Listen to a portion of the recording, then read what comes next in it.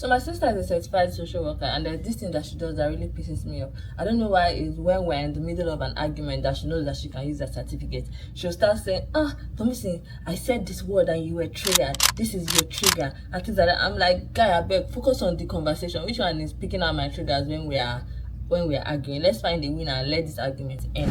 Hello guys, today we'll be talking about emotional intelligence. It's like we don't really give so much attention to emotional intelligence because we feel like it will not help us in the long run, it will not help us make money and things like that.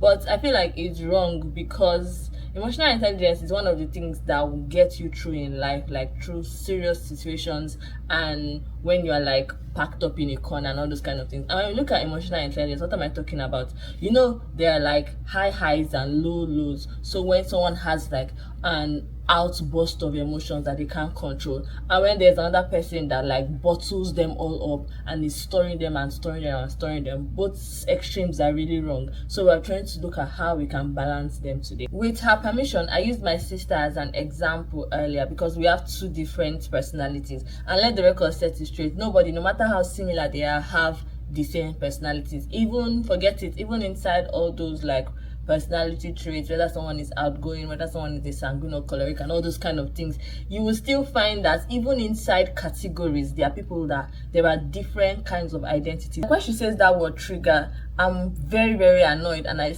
scatter everything. I start shouting even more than, and instead of me now focusing on the argument, I'm not like, you do this, you do this, you do this, you do this, and I'm arguing with her and I'm shouting and she's like this, and she's just looking at me, she's like, you're very rude.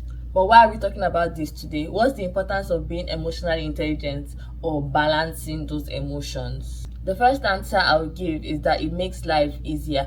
I mean, there are many things that can go wrong if you act immediately on your emotions. I know that some people think that reacting is a way of showing dominance and like marking your territory, but practicing self-control can be a way of gaining respect as well. If someone provokes you immediately and they're expecting you to respond and you just like calm down, balance and think about those kind of things, that is a sign of being emotionally intelligent. And regulating emotions doesn't only help relationships, it also helps like the individual itself. If you regulate your emotion, it saves you from high blood pressure, it saves you from high sugar level, it saves you from depression, it saves you from like suicidal thoughts, even like sicknesses. I know someone that when he's sick, when he's angry, he has boils just start coming out of his face, or when he's frustrated or worked up too much, boils just start coming out of his body. So things like this are really helpful to both our physical and mental state. The second reason which many people have condemned me for is life is not really that deep. I know when I say this, people are like, why are you saying life is really not that deep? Life is deep, life is all kind of things. But once you start taking things too seriously, when everything means something to you and like, if I don't do this at this moment, I'm going to suffer myself, or if I don't go this place, this thing is going to happen to me. Once you start having all those kind of tensed reactions to situations that happens to you, you just discover that all of a sudden you are getting tired, your shoulders, you are feeling weighed down and all those kind of things. Once you take life and say, there are people out here, they are trying, they are failing, they are not dying, there are people out here, they are doing like different things and life is going on, there are people that are even just, they are taking it one step at a time and they are not, and they are okay and they are fine, they are healthy and they are strong, you will see that your emotions will be able to be regulated. Once you're consistent on regulating your emotional intelligence, you will learn how to balance tasks and remain calm in heightened situations. I don't know, maybe because I don't know how to fight, that's why I know how to draw the line. Because when like I know that this person is going to finish me, I'm like, it's not that serious, calm down. So I think that's like like a strategy for me, just knowing, yes, that can be a strategy for someone, just knowing that, assess the situation. If this is something that is going to finish me, I better stay out of it. I better avoid bruises than claim I can do something I know that I cannot. But honestly, even though you have the strength, even though you're not like me and you have the strength, you can fight that person. Sometimes it's just good to just have mercy, look down and say, this small person, if I beat you now, something like that can help you regulate your emotions. Pity, use pity. So even the Bible itself recommends like being calm. I think is it James 1:9 or James 1:19 that says, let everyone be quick to hear, slow to speak, and slow to anger. So God recognizes calming down. He recognizes taking a pause, stopping and just saying, assessing the situation. There are two emotional extremes, like I mentioned earlier. We have the lows and we have the highs, then there's the middle ground. But let me focus on the lows for a bit. When people don't react, we feel like sometimes when people don't react, we feel like they are more intelligent or they know how to regulate their emotions. But you know, when like your battery is low, it's just that you are just naturally low. You don't have any vibe, you don't have any like form of association with people. That's not a good balance, because when you are supposed to react, when you're supposed to respond, when you're supposed to associate with your community or even with yourself or with like tasks you have to do, that's when you now decide that or that's when you now realize that okay, that I really don't play to my strengths here. I don't really have high emotional intelligence, or I don't really have any emotional intelligence at all to know that this situation requires me to step up. It requires me to become active. It requires me to look better or act more strong than we all know about the high, like overreacting, making a drama out of everything, emphasizing anything.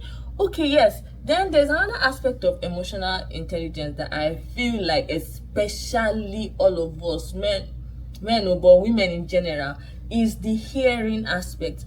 Sometimes your ears can play tricks on you, like somebody is saying something, but because of what you already have inside your heart, you are like, so this is what you say, and we start twisting it. We don't mean to, but maybe because we are provoked or we are angered at that moment, we start twisting what the person is saying and start saying what the person is not actually saying. There's something I used to tell myself sometimes. For example, when I'm speaking with loved ones and they say something out of context, I'm like, I know that okay, me and this person, for example, me and my sister now, we love ourselves, so but we can be really angry, we can really lash out at each other. I know that what she's saying, she may mean it, but she's meaning it she's meaning it in a positive way. She means it so that it can maybe improve me or it can help me sometimes. So I should not look at it that she's totally against me. I should hear the love out of everything she's saying.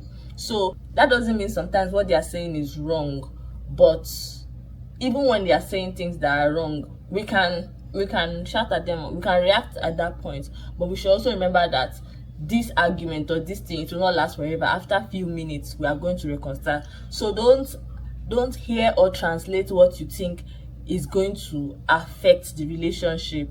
So I've been speaking about emotional stability all this while. Let's talk about self-compassion. What does self-compassion mean? It means taking it easy on yourself. For example, I think that's where people that suffer with low emotional batteries like have it most. Because for example, if you are too hard on yourself, if you blame yourself for everything that happens and all those kind of things, it shows that you lack self-compassion. You just start beating yourself up. You say, I'm to blame for everything, I'm the one that did everything. If this happened, I blame myself. And statements like that can just make your battery just drain. You have nothing good to say about yourself, you have nothing nice to say about yourself. You're always the problem. In arguments, you just accept defeat immediately and all those kind of things. This also plays into being self-aware. What does being self-aware mean? For me, it means like knowing who you are, knowing how you react to things, and learning how to balance them, like we've been speaking all together. Self-awareness really means knowing who you are, and knowing that, for example, if you don't get out of some certain situations or some certain entanglements, you're going to either burst or you're going to explode. That is majorly self-awareness. And many times we put ourselves in situations where we know that it's not good for us, it's not good for our emotions. For example, if you cannot handle like a very packed, a very crowded room, and you just go there and you are just holding everything in, very soon you are going to burst. So self-awareness is staying out of trouble for your emotions, staying out of you. Self-awareness helps you understand that there are sometimes you need to accept your emotions. If you are angry, you cannot keep quiet and say, it's fine, and just be smiling. You have to show that you are angry at some times. You have to show, so that it will not be like you are a you are a dull board or you are like a robot. You have to show emotions, and accepting your emotions, allowing them to come out and exude, is a form of showing that you are human. But you also need to learn how to adapt as well. As human beings, we are going to find ourselves in so many uncomfortable situations. We are going to find ourselves in places we don't like. We are going to find ourselves doing things that we've already sworn to ourselves that we are never going to do. We are going to just find ourselves in situations that we never imagined that we are going to find ourselves. And adapting or adaptability is a skill that would help you regulate your emotions. Just a simple example, like you don't like the smell of fish, or let me say you don't like the smell of stockfish, and you visit someone and they are cooking stockfish in their house, and you can be like, I'm regulating my emotions. Things like that is rubbish, because you have to adapt. Even, okay, let's say it's going to like irritate you, you can step out, or you can just take a walk and just say those kind of things. But just because you don't like the smell of stockfish doesn't mean you will now say, you are cooking stockfish in this house. How do people even eat stockfish? I don't know. I can't stay around people that eat stockfish. Stockfish is Two other things that we don't take seriously, which we are supposed to take seriously, that will help us emotionally regulate, is exercise and sleep. I know you're like, how can exercise and sleep help our emotions, right? They really can help it. For example, there was one time in school, I was preparing for an exam or something, and I failed. That day I was crying, or I was like, will I keep crying like this, or what will I do? I just slept it off, and when I woke up, the problem did not go, but at least I had calmed down. And then there's exercise. I am not like a gym body or something like that. Although I tried, I envy people that really are coming out. You see people that are running, you see people that are just using the weight, gymming. You see people that are running, people that are using the weight, they are gymming, and all those kind of things. It helps them regulate emotions, especially anger. I don't know whether it's only anger, but I feel like anger is one of the strongest emotions that exercise can help you regulate. For example, someone pisses you off, instead of you to just punch them on the face, just like, then you start running. All those kind of things, they are helpful. Apart from helping you regulate your emotions, it also helps you regulate like the chemical mixtures in your heart. I'm not a chemist, I'm not anything close to science, but that sounded nice. Helps you to regulate like the chemicals, like maybe the heightened estrogen or the heightened hormone and all those kind of things. So exercise and sleep help you regulate your emotions. You don't have to wait to respond to emotions before you show that you know how to regulate your emotions. For example, you have eyes, you have senses, you can feel when something is about to happen. If like you know that this thing is about to happen, you can stop it before it starts. Or just appreciating people sometimes and showing them that I value you and things like that. It not only helps you to regulate your emotions, but it also helps people around you to regulate their emotions. Maybe that person has been angry with you and be like, God. Or even apologizing. I know that many people say apologizing, sometimes saying sorry too much it annoys people. But sometimes it's good to apologize, because it helps the person know that you are sorry and that you want to do better, even though you may not do better at that moment, but you want to try and you want to put in the effort, or you just acknowledge that you are sorry. Society glamorizes like IQ and just sometimes ignores emotional intelligence. I know that in school we focus on you are doing well in school, your grades are right, what else again, in the workplace you are disciplined and all those kind of things. But regulating your emotions, learning how to balance your emotions, is also something that we should put in effort to. And we should try as much as we can to train ourselves on. If we did not receive the training, or if we are not ready to accept training from others, we should try to know that these are things that can affect us in the long run. Emotional intelligence is not ignoring the problem, it is skillfully addressing it to avoid chaos or avoid outbursts. So yes guys, thanks for watching. I know that this was kind of lengthy. If you haven't subscribed, please subscribe, share, like, comment in the comment sections. Please, let's talk. I like replying to comments as well. See you next time. Bye.